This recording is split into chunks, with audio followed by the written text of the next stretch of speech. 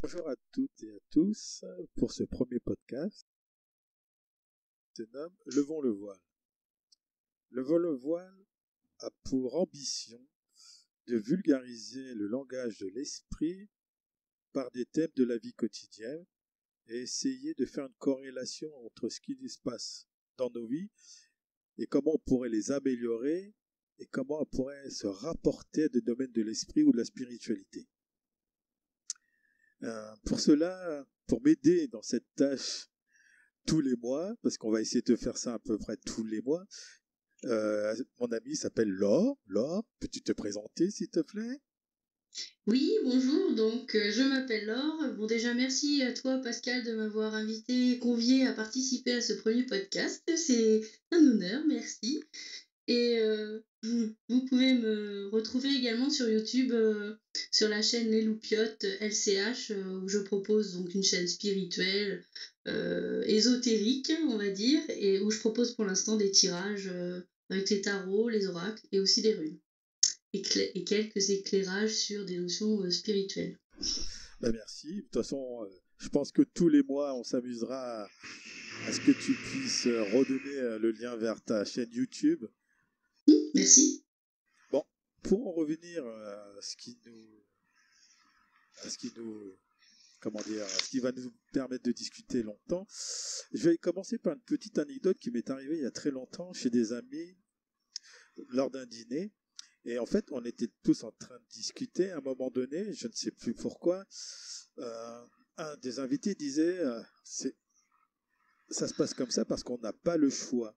Et moi, dans ma grande sagesse, hein, pour, euh, pour essayer d'envenimer, pas d'envenimer le débat, mais essayer d'éclairer un peu le débat, je disais que si nous avons toujours le choix, mais le problème, lorsque je disais ça, il me manquait un élément de réponse. Je me permettais de répondre ça parce que dans mon fort intérieur, je sentais que c'était juste, mais je n'avais pas les mots pour l'exprimer et comment l'expliquer. Donc du coup, la situation est venue très très loin puisque nous avons abordé des thèmes un peu plus, comment dire, je trouve pas le mot, mais pour vous dire que c'était un peu litigieux comme la guerre, c'est-à-dire que si on pour quelconque événement, on dit ah mais il n'avait pas le choix de faire ci. Moi je pouvais dire si, il avait le choix d'accepter de ne pas le faire. Et ainsi de suite. Donc en fait on tournait en rond dans cette conversation parce que je n'avais pas les armes à cette époque pour y répondre. Donc euh, pour résumer, le thème c'était de dire que je n'ai pas le choix, c'est avoir peur de la mort. Donc je sais que c'est un bond en avant, c'est une extrapolation, que c'est un peu précipité, que ça va droit dans le but, mais c'était une façon d'exprimer un peu ce que l'on peut ressentir au quotidien et ce que cela peut évoquer dans notre fort intérieur ou par rapport à notre vie ou à l'au-delà. Donc, je voulais savoir ce que tu en pensais, Laure. Ok, pour ma part, j'ai attaqué cette question par deux biais. Je n'ai pas le choix, et puis après, j'ai plutôt développé la partie de la peur de la mort. Pour moi, ne pas avoir le choix, je me suis dit, c'est être obligé de quelque chose hein, dans la vie de tous les jours. Et je me suis demandé, qu'est-ce qui peut, par exemple, nous faire que l'on se sente obligé, par rapport à quoi on est obligé. Alors, j'ai noté plusieurs idées. Il y avait l'histoire de la loi. C'est vrai que c'est une des premières choses qui peut nous venir à l'idée, c'est que clairement nos choix, on les fait quand même en étant conscient qu'on a une loi humaine qui nous indique précisément les choses qu'on n'a pas le droit de faire, hein. Euh, Ne serait-ce que dans la partie, on va dire, crime, délit et compagnie. Euh, Allô? Allô? Allô? Oui. Oui? Bon, ça décroche. Alors, si je peux me permettre une chose, là, tu parles de délit de crime, mais imaginons que nous sommes en pleine guerre. On trouve ça horrible de tuer les gens, mais pourtant, il y en a qui vont le faire et qui vont se dire, ouais, mais je n'ai pas eu le choix, nous étions en pleine guerre. Donc, c'est pas Ce n'est pas, pardon. C'est ambigu. Disons que Oui. même s'il y a les lois, c'est pas forcément D'accord. clair. Donc après, c'est vrai que on peut avoir l'impression de ne pas avoir le choix par rapport aux autres, c'est-à-dire par rapport à la société, aux amis ou à la famille. Et dans ce cas-là, on est dans le cadre de la société, dans le cadre de la guerre, hein. C'est-à-dire que quelque part, on nous impose ce devoir d'aller guerroyer, d'aller tuer l'ennemi euh, pour défendre sa patrie. Donc en fait, ce sont des valeurs, ce sont pour moi des croyances ou des conditionnements. Et on a peur finalement des conséquences si on n'obéit pas à ces principes-là. Mais, mais au fond, on peut très bien avoir une autre ambition. D'ailleurs, il existe, si je dis pas de bêtises, des objecteurs de conscience dans l'armée, dans les conflits, et des personnes qui ne prennent pas les armes, mais qui participent à leur devoir de citoyen en soignant, par exemple, et en Oui, ne prenant pas les armes. c'est ce que j'ai été pendant mon service militaire, objecteur de conscience, parce que je partais du principe que j'étais un antimilitariste et pacifiste. Tout à fait. Et là, effectivement, tu as fait le choix d'écouter ton âme, finalement, plus que peut-être le confort qu'apporte, alors je dis confort avec des guillemets, hein, qu'apporte le fait d'obéir et de finalement de remettre son pouvoir à l'autre. C'est-à-dire que dans ces moments-là, on pense que c'est je ne suis pas responsable, c'est l'autre qui prend mon pouvoir sur ma vie et sur mes choix. Et, et je pense que la société et les autres en général nous conditionnent beaucoup à aller dans ce sens, à ne pas prendre notre pouvoir sur notre vie et ne pas nous rendre responsables de nos actes. Ouais.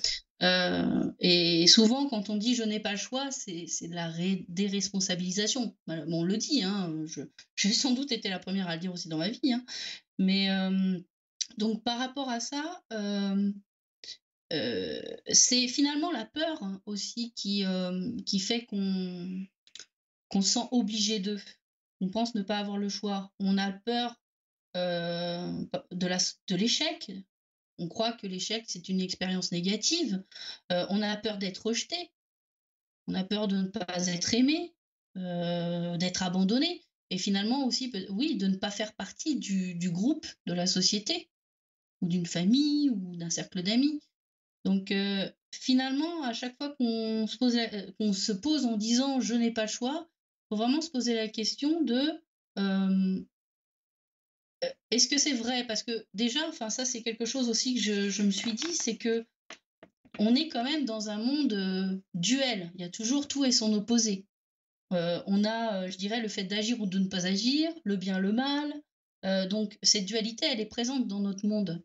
Donc ne serait-ce que ce choix entre ces 2 opposés, c'est déjà, une possibilité qui nous est offerte de faire un choix, même si je pense que les choix sont bien plus larges que ça. Et donc finalement, déjà se positionner là-dessus en se disant: «Ben, je dis que je n'ai pas le choix, mais c'est forcément parce que j'ai estimé que les conséquences de ce choix, heu, allaient m'apporter plus d'inconfort que de confort dans ma vie» Ah oui, et mais que est-ce oui? que c'est pas de croire, de dire que je n'ai pas le choix, comme tu dis, de se déresponsabiliser? Je pense que oui. On n'assume pas en fait ce qu'on nous propose, donc c'est plus facile de le faire et de suite de se cacher derrière cette phrase. Je n'ai pas le choix, comme ça, on se dédouane. Mmh. Et malheureusement, et donc on en arrive à un point crucial de la pleine conscience de ses actes, de qui on est, du regard de l'autre par rapport à ce qu'on peut avoir comme image de Mmh. quelqu'un de fort ou de quelqu'un comme un perdant. Comme tu dis, la dualité, c'est vrai que c'est dommage de penser que, euh, comment dire, que qu'on va nous juger par rapport à des actes que l'on que l'on ne peut pas assumer. Et dire, en fait, c'est une facilité de tous les jours pour se cacher derrière, je ne sais pas quoi, en fait. Peut-être l'ignorance qui pourrait rentrer en ligne de compte. Quand je parle d'ignorance, c'est par rapport, par rapport au fait qu'il peut y avoir une autre vie que celle que l'on vit tous les jours. Donc on se cache aussi derrière ça. Et, euh, et ça montre l'ampleur du monde dans lequel nous vivons. Et bon, ça date pas d'hier de dire que je n'ai pas le choix, mais je pense qu'on en est là. Et il serait temps, en fait, qu'on puisse reprendre euh, euh, la main sur ce qu'on est, sur ce qui nous sommes, la façon dont on pense. Et c'est vrai que c'est pas évident, parce que je me rends compte que de dire ça, c'est de la théorie. Mais au niveau de la pratique, au niveau de la vie quotidienne, il y a des obstacles qui font que c'est pas évident tous les jours. Est-ce qu'aussi les obstacles viennent pas du fait en nous-mêmes que les conditionnements nous amènent à penser qu'il n'y a qu'une façon ou une deuxième autre façon de faire? Est-ce qu'aussi c'est pas un manque malheureusement de créativité, tout simplement parce que c'est pas encouragé dans le monde dans lequel on est, mais un manque de créativité dans notre ingéniosité, et qui est quand même une des grandes qualités de l'être humain, d'être capable de sortir finalement des schémas habituels pour aller trouver une solution, un autre choix possible. Oui, oui, je comprends ce que tu veux dire. Euh, je pense qu'on est perdu. Je pense que le monde est perdu dans de la manière dont il se voit et dont il voit l'avenir. Je sais que tu as parlé, on va pas se cacher, c'est pas la première prise que l'on prend pour ce podcast, dont tu as parlé de choses auparavant qui vont peut-être être dites tout à l'heure, mais c'est vrai que on est persuadé que la vie que nous menons est peut-être la première et la dernière. Il y a beaucoup de gens qui pensent comme ça. Et donc, qui pensent que cette vie est précieuse et que pour rien au monde, on ne voudrait la perdre. Et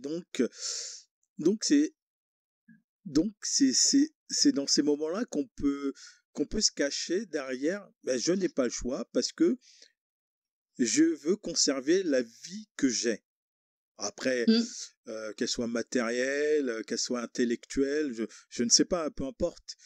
Mais je pense qu'en disant ça, on se cache derrière ça et qu'on veut mener sa vie.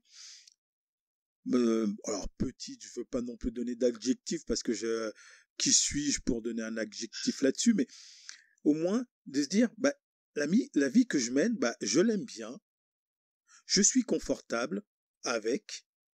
Je suis dans ma zone de confort et je ne veux pas prendre de risques comme les obstacles. Et je pense qu'on se cache là-dedans et qu'on devient aveugle à des choses qui pourraient nous faire évoluer. Moi, et en fait, quand j'ai pensé à ce thème, il y a une idée qui m'est venue en tête, c'est l'allégorie de la caverne de Socrate. Alors, je ne sais pas si tu connais. Oui. Pour ceux qui ne connaissent pas, je vais essayer de l'expliquer un peu succinctement. En fait, ce sont des personnes qui vivent dans des grottes enchaînées, mais qui n'ont un aperçu de la vie extérieure qu'à travers les parois de la grotte et de la lumière. Donc en fait, ils ont une vision du monde qu'en 2D.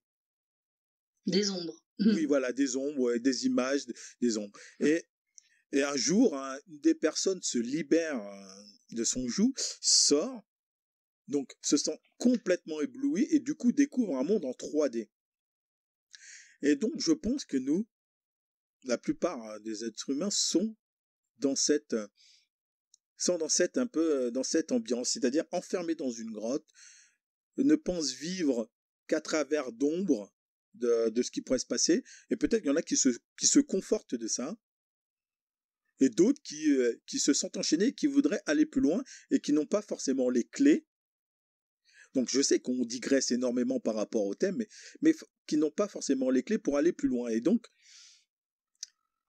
pour en revenir toujours à je n'ai pas le choix, c'est avoir peur de la mort, c'est un peu ça, c'est une sorte de frein, c'est ce qui nous retient un peu, ce qui nous empêche peut-être d'avancer. Oui, c'est du coup les croyances et les conditionnements qu'on a qui nous empêchent de prendre des décisions dans notre vie de tous les jours, qui iraient peut-être vers plus de bonheur, vers plus d'évolution spirituelle. Et justement, la spiritualité, les croyances, ça conditionne beaucoup la manière dont on choisit de vivre sa vie. Quelqu'un qui ne croit pas du tout à la vie après la mort, donc comme tu disais tout à l'heure, le fait que voilà, on a une vie, on y est attaché, fortement attaché, ça peut soit on n'y est pas attaché, à ce moment-là, on se dit bah, je vis ma vie comme je veux, de toute façon, les seules conséquences que j'aurai, c'est dans cette vie et j'en suis responsable et je les assume et je suis OK avec, donc je fais ce que je veux. Ou alors, on peut se dire, oui, mais alors, un jour je serai plus là, mais j'ai envie de perdurer, j'ai envie d'exister encore après la mort, même si, je crois qu'il n'y a plus de conscience. Et d'ailleurs, ça doit être un sacré paradoxe en soi d'avoir ce besoin d'être et en même temps de penser qu'à un moment donné, on n'est plus. Et ça doit être un gros stress au quotidien. Et d'ailleurs, c'est pour ça que certaines personnes sont amenées à vouloir transmettre, donc à léguer quelque chose dans ce monde pour qu'il perdure dans les mémoires. Certains, ça peut être à l'échelle de transmettre à leurs enfants, faire des enfants ou avoir donc une lignée. Et puis d'autres personnes, ça peut être le fait de faire une grande œuvre qui marquera les esprits et le monde et qui pourront être voilà, quelqu'un dont on pourra parler dans les livres d'histoire. Donc oui, ça conditionne, mais de la même manière, je pense, alors je vais donner un exemple, je pense que quelqu'un qui a des croyances religieuses de vie après la mort, quelle qu'elle soit. Alors après, ça dépend, hein, ça dépend des croyances qu'on a de vie après mort. Mais si je prends un exemple, par exemple, d'une personne qui serait dans une religion type catholicisme, où on a ces notions, alors même si ça évolue aujourd'hui, il y a d'autres interprétations qui commencent à être communiquées sur le sujet, mais on a beaucoup eu le bien, le mal, l'enfer, le paradis. Bon, il y a une notion de purgatoire aussi. Donc, tout ça, ça peut faire peur aussi aux gens dans la vie de tous les jours. Et même si on avait peut-être aspiré, on a envie de faire quelque chose qui vient de notre moi profond et qu'on a envie de faire, mais on va s'empêcher de le faire parce que bah, le dogme de ma religion me dit que si je fais ça, c'est pas bien, j'irai en enfer, par exemple. Il y a plein de sujets sur lesquels, il y a plein de sujets comme ça, alors je vais pas tous en parler, mais c'est vrai que ne serait-ce que du domaine de la sexualité dans la religion, c'est quelque chose d'assez, tendancieux, l'histoire du préservatif ou, l'homosexualité ou des choses comme ça. C'était des sujets, heu, voilà, qui pouvaient conditionner quand même, enfin les gens pouvaient être conditionnés à faire des choix qui n'étaient pas forcément les leurs, par rapport aux dogmes religieux. Alors qu'on a d'autres religions, hein, comme, enfin moi je pense plutôt à quelque chose que je connais bien, c'est le bouddhisme, où on est plus sur, tu as le droit d'expérimenter même des extrêmes, hein, tu as le choix d'aller, expérimenter finalement ce que tu veux, parce que l'objectif final, c'est d'aller trouver une sorte d'équilibre et que pour trouver l'équilibre, il faut être capable d'expérimenter dans la vie les choses. Donc là, il n'y a pas cette notion forcément de jugement final où on va, peut-être tomber dans une vie, d'éternelle souffrance ou une vie d'éternel bien-être. C'est quelque chose de plus ouvert dans l'évolution spirituelle, on va dire. Donc clairement, je pense que des personnes qui ont des croyances religieuses différentes vont pas, faire les choix de leur vie de la même manière. Ouais. Et en t'écoutant, je me dis que c'est vrai que mourir n'est pas forcément, on n'est pas obligé de le prendre au sens propre du terme. C'est en t'écoutant que ça me vient à l'esprit. Je me dis qu'aussi mourir, ça peut avoir plusieurs formes. C'est-à-dire qu'on peut mourir de l'intérieur, c'est-à-dire que son intégrité Mmh. intellectuelle peut mourir. Euh, on peut devenir une sorte d'esclave, c'est-à-dire la Oui. soumission. C'est vrai que en t'écoutant, c'est vrai que comme ça, une fulgurance comme ça. C'est vrai que la mort n'a pas forcément qu'une seule forme. Et c'est vrai que je n'ai pas le choix d'avoir peur de la mort. C'est pas la mort physique, c'est-à-dire que oui, si je refuse de tuer, bah je peux être tué. Et est-ce que je peux avoir le choix? Oui, on aura toujours le choix, quoi qu'il arrive. Mais c'est vrai que la, la mort n'a pas forcément ce biais propre, ça peut être aussi comme on dit, ça peut être, c'est pas forcément qu'au sens propre, pardon.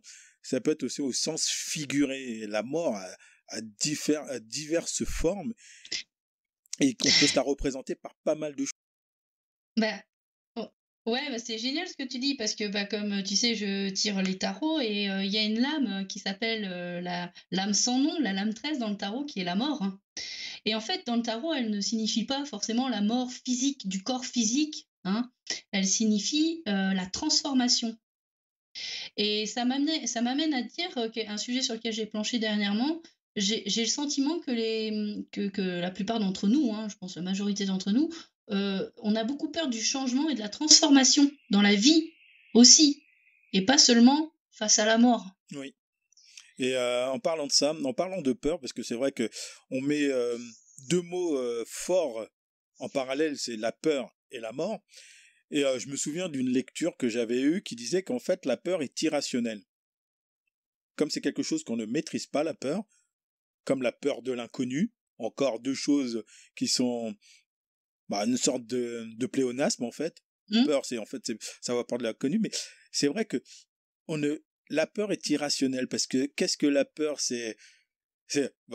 alors, là je vais me lancer dans quelque chose que je ne maîtrise pas parce que j'ai pas les mots pour vraiment expliquer ce qu'est la peur, mais c'est vrai qu'avoir peur d'une araignée c'est irrationnel parce qu'une araignée c'est tout petit, c'est pas méchant, ça ne peut pas vous alors à part quelques catégories d'araignées, mais celles que l'on Oui. rencontre, non mais celles que l'on rencontre tous les jours dans nos vies quotidiennes, c'est sûr qu'on va pas avoir affaire à des veuves noires tous les jours. C'est des petites araignées qui rentrent dans la maison. Ma mère a peur des cafards et pourtant les cafards, c'est pas, c'est disons que ça ne Oui, peut c'est un rien faire insecte. contre l'homme, ça ne peut rien faire contre l'homme. Et je me rends compte qu'en fait, on est, comme tu disais, hein, pas instrumentalisé, mais on je sais pas, c'est-à-dire qu'il y a une sorte de courant qui fait que si ta mère ou ton père a peur de quelque chose, mais le fait que sa peur soit irrationnelle, c'est-à-dire qu'elle ne puisse pas être expliquée, du coup, elle rejaillit sur l'enfant, et l'enfant, quand il grandira, ou même dans tous les aura peur, mais ne saura pas pourquoi il a peur, et ne saura pas pourquoi expliquer. Pourquoi avoir peur des chiens? On se dit, il peut nous mordre, mais si tu vas pas vers lui, il te mordra pas. Puis déjà, s'il est tenu en laisse, il ne te mordra pas non plus. Donc, tu vois, c'est... Oui, je comprends ce que tu veux dire. En fait, et tu as raison pour un point essentiel, c'est qu'il y a beaucoup de nos conditionnements, de nos schémas, nos réactions qui sont conditionnés dans l'enfance. Et effectivement, on peut avoir eu aussi une expérience, hein, je sais pas, imaginons un bébé, tout bébé, qui a une araignée qui lui descend sur le visage quand il était petit. Quand il était tout bébé dans son landau, bon, il pouvait pas vraiment, gérer cette situation, mais ça a pu, générer un grand stress chez lui, et ce stress a pu perdurer, en vieillissant. De la même manière avec les chiens, moi j'ai le sentiment que, c'est plutôt un conditionnement pour essayer de répondre à ça, c'est encore une fois un conditionnement qui vient peut-être des parents. Il y a beaucoup de parents qui disent: «Touche pas, tu vas te faire mordre».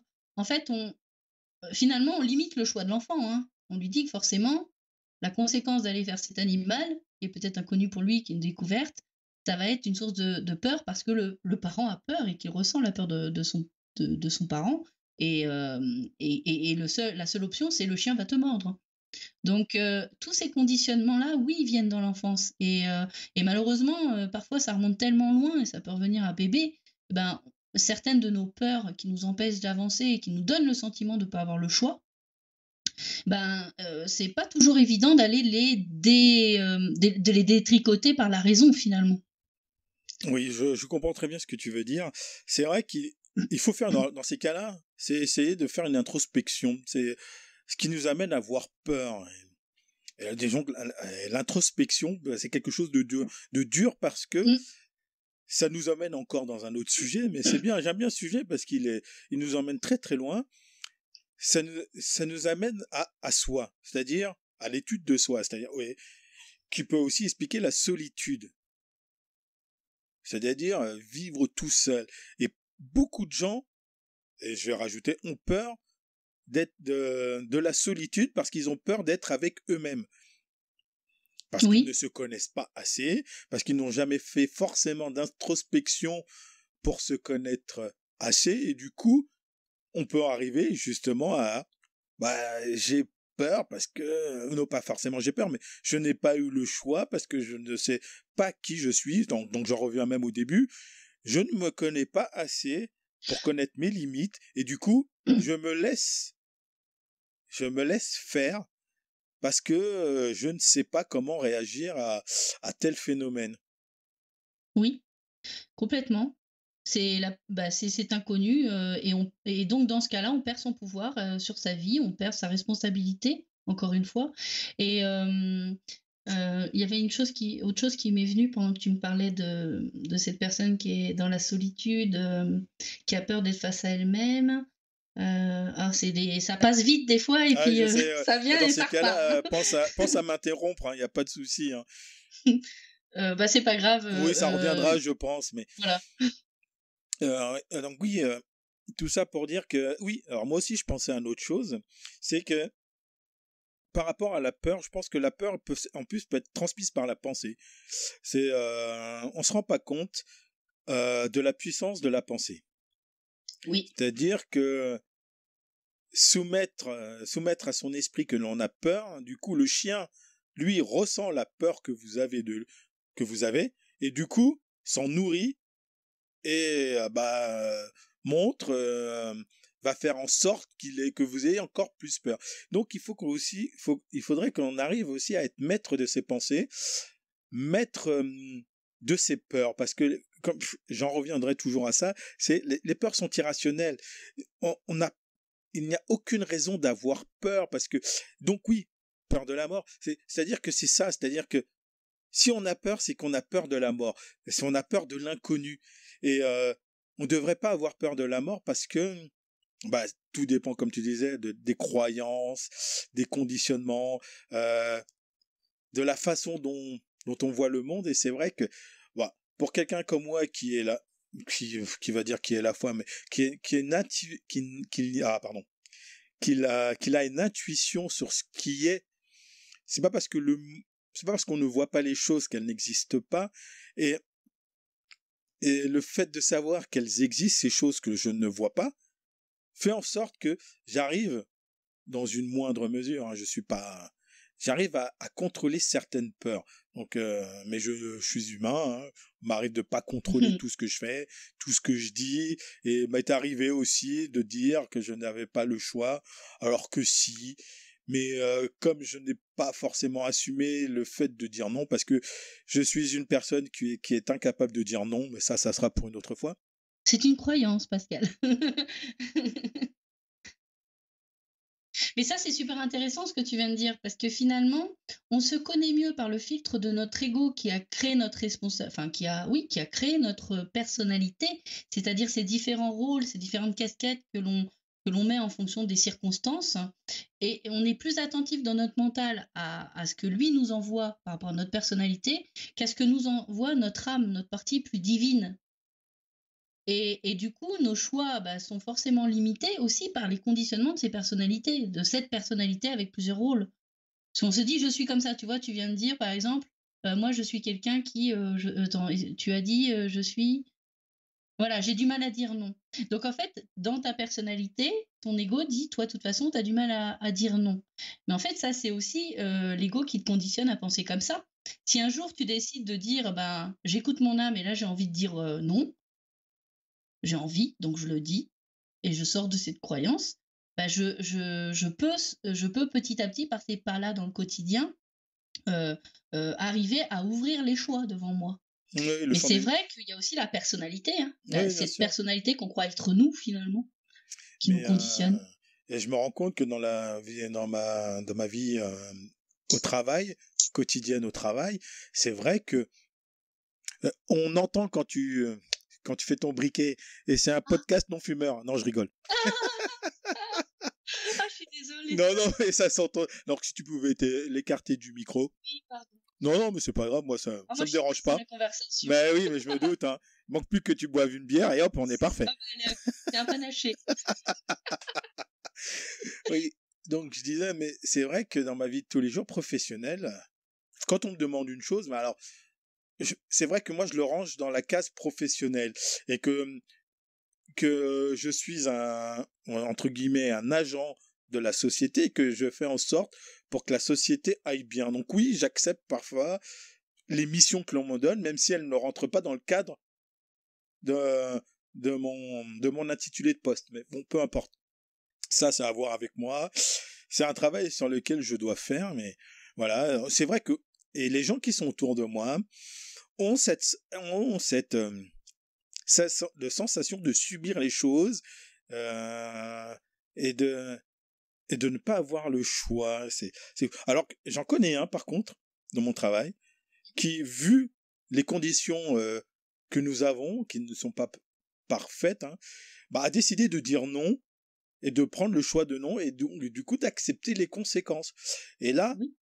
certes, je pense qu'il ne voit pas forcément ce que ça peut apporter au-delà de, du cadre du travail, parce que c'est vrai qu'au-delà, il faut toujours qu'on arrive à penser toujours spiritualité, hein. Le karma le karma est vraiment une chose qui est importante, mais qui pourrait être l'objet d'une autre conversation, parce que si on se lance dans le karma aujourd'hui, on n'est pas sorti. On n'a pas fini. Mais je me rends compte que lui a vraiment compris les choses et qui accepte de dire bah, moi je m'en fous des conséquences. Non, c'est pas que je m'en fous des conséquences. Si, je m'en fous des conséquences qui peut avoir, mais je les accepte.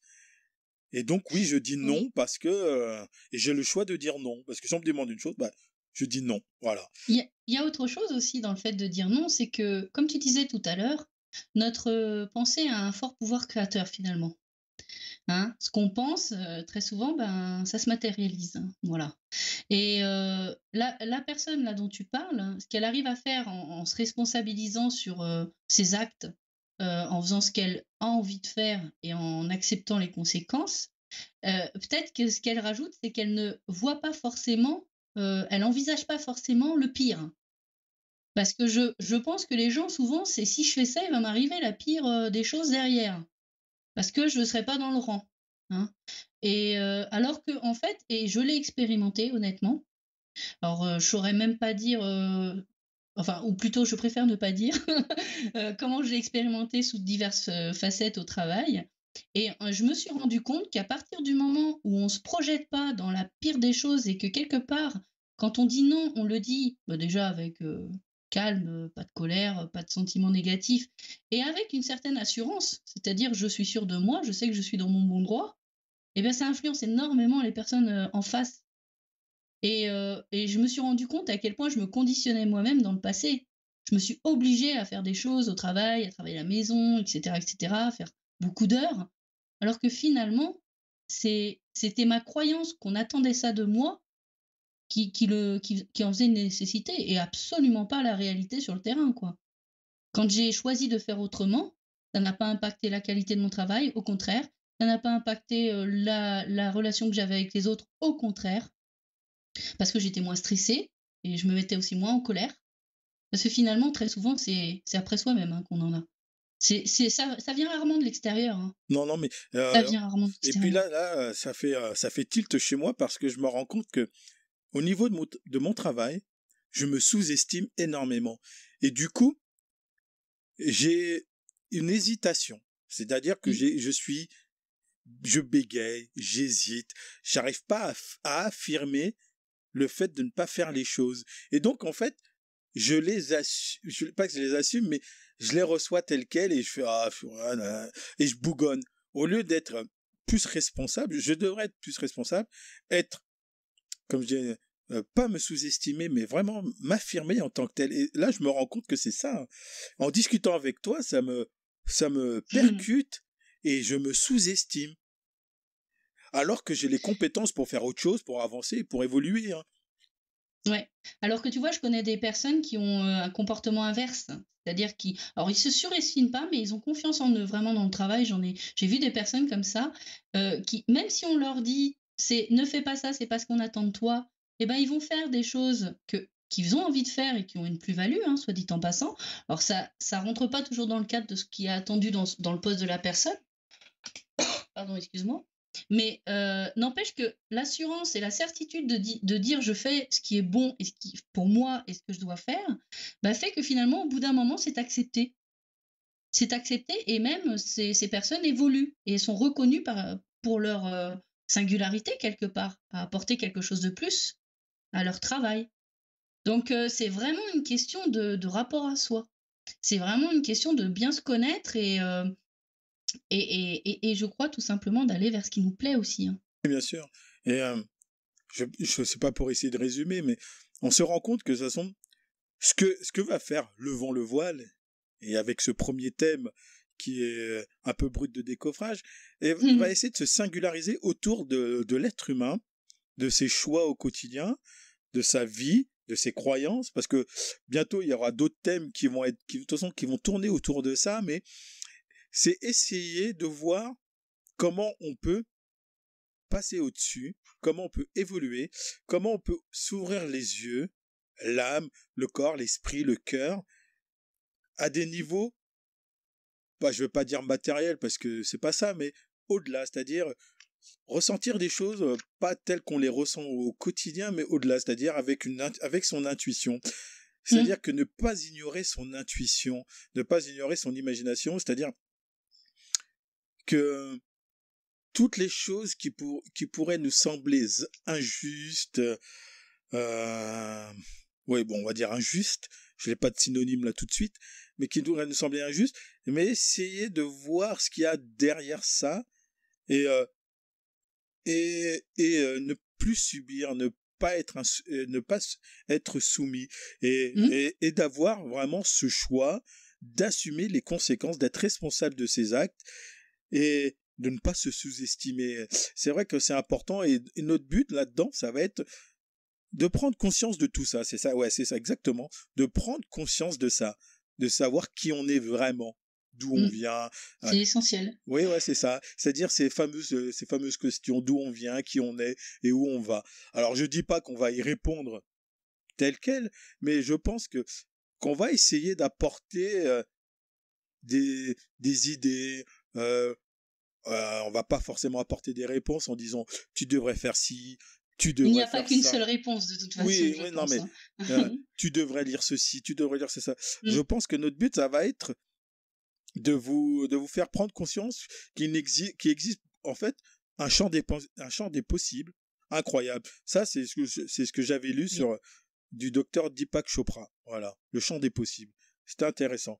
Donc oui, ça va être ça. Oui. Oui. Bah, dans le même sens, puisqu'on parle de livres, moi j'aime beaucoup les 4 accords Toltec qui nous invitent. Donc c'est Ruiz qui nous invite à être créateurs de notre vie, de la voir comme une œuvre d'art, de se dire je suis là pour. J'ai le choix justement, c'est tout le contraire. J'ai tout le temps le choix et je peux construire la vie que je souhaite. Et moi, c'est un livre qui m'a beaucoup ouvert les yeux là-dessus il y a quelques années. Et même si à l'époque, ça n'a pas été facile de mettre tout en œuvre pour appliquer ce principe, le fait d'avoir planté au moins cette graine dans mon esprit de c'est toi qui te limites et tu peux faire ce que tu veux dans ta vie. C'est toi qui as toujours le choix, qui est toujours responsable. Je parle beaucoup de responsabilité parce que je crois qu'à l'heure actuelle, c'est quelque chose d'hyper important. D'être responsable de son passé pour le transcender et d'être responsable aussi de ses actes dans le présent pour justement ne plus être emprisonné par l'impression de ne pas avoir de choix. Et d'ailleurs, il y a une technique qui est très intéressante, hein, qui est disponible sur Internet, qui s'appelle l'Ho'oponopono, qui nous apprend justement à nous responsabiliser et en se responsabilisant, on ouvre les choix des possibles. Et on se donne l'occasion de tester, d'expérimenter ce qu'on a vraiment envie. Ouais. Oui, je comprends très bien, mais ouais, c'est ça. Hein. C'est j'arrive pas à verbaliser forcément tout ce qui m'arrive par la tête, mais je pense que qu'on arrive à un moment donné, une sorte de croisée des chemins où il y aura que deux choix. C'est-à-dire, on va être binaire, hein, le bon ou le mauvais, pour que ça parle un peu à tout le monde. Et je pense qu'il va falloir prendre conscience de ça et de se dire, qu'est-ce que je fais de ma vie? Qu'est-ce que je fais du choix que j'ai? Est-ce que j'accepte tout bonnement de subir? Alors, je dis pas que de prendre le choix. Il faut qu'il y ait aussi des actes ou des actes un peu extrêmes, hein. Moi, je suis dans la mesure, un peu comme disait Bouddha. C'est dans la mesure, c'est la voie du milieu. Il faut avoir ça en tête. On n'est pas là pour aussi inciter les gens à aller dans des extrêmes, hein. C'est pas notre but, hein. C'est la voie du milieu. C'est la voie de l'amour. Je pense que ça va être... C'est ça. Ouais. Tu m'arraches les mots de la bouche. Et je pense que ça va être notre prochain thème, parce que je l'ai sous les yeux, mais je pense que ça va être notre prochain thème. J'ai déjà le titre, on en parlera, je pense, une prochaine fois ou un peu plus tard. Mais oui, c'est ça, c'est l'amour. C'est quelque chose qui doit nous guider. L'amour est un guide. Et l'amour inconditionnel, c'est-à-dire arrêter de mettre des si pour s'aimer, parce que du coup, ça nous limite nos choix aussi. Si je suis comme si je fais ça, je pourrais m'aimer, je pourrais aimer les autres, s'ils font ci, s'ils font ça. Finalement, ça limite nos choix aussi de ne pas être capable d'amour inconditionnel pour soi et pour les autres. Et puis, je me rends compte, de toute façon, là, je sens bien qu'on tourne un peu en rond, qu'on a un peu pas forcément épuisé le thème, hein. Il y aura sûrement des choses à dire, il y a peut-être des choses qui nous viennent pas à l'esprit. C'est pas évident de pouvoir tout aborder comme ça, parce que on n'a pas forcément de direction, mais on se rend pas compte vers où on... Mais j'ai l'impression quand même qu'on a essayé d'aborder ce thème-là de la meilleure des façons, hein, je pense, hein, de s'ouvrir un peu, de s'ouvrir et d'explorer les choses. Alors je ne sais, peut-être que le prochain podcast sera un peu plus volumineux, qu'il y aura peut-être beaucoup plus de choses à dire, mais je pense que pour un premier podcast, on s'en sort pas trop mal. Qu'en penses-tu? C'est pas mal, ouais. Bah, c'était fluide. Oui, je pense, oui. C'est vrai qu'au début, j'étais un peu anxieux, un peu stressé, mais je pense qu'avec le temps, je vais m'y habituer, et puis ça, je vais pas dire que ça ronronnera, mais le stress permet de rester vigilant. Je pense qu'on arrive au bout, hein. Oui, je suis d'accord avec toi. De toute façon, on a atteint limite l'amour inconditionnel. Je crois qu'on peut pas taper plus haut, hein, de toute façon. Ouais, j'ai l'impression aussi. Donc, bah, je te remercie pour cette discussion fort intéressante, hein, qui m'a appris des choses sur moi, tu vois, moi qui pensais, mais j'ai encore appris des choses, et ça va me permettre, à mon avis, à partir de demain, de pouvoir avancer. Voilà. Super. Merci. Et ben, on se retrouve pour le mois prochain. Et je pense que le thème sera « Parle-t-on suffisamment d'amour dans nos vies quotidiennes ?» Voilà. Ben, je te remercie. J'espère que vous avez passé un agréable moment avec nous. Et j'espère que vous nous écouterez pour le prochain. Allez, Merci, bonne journée. Au revoir. Allez, au revoir.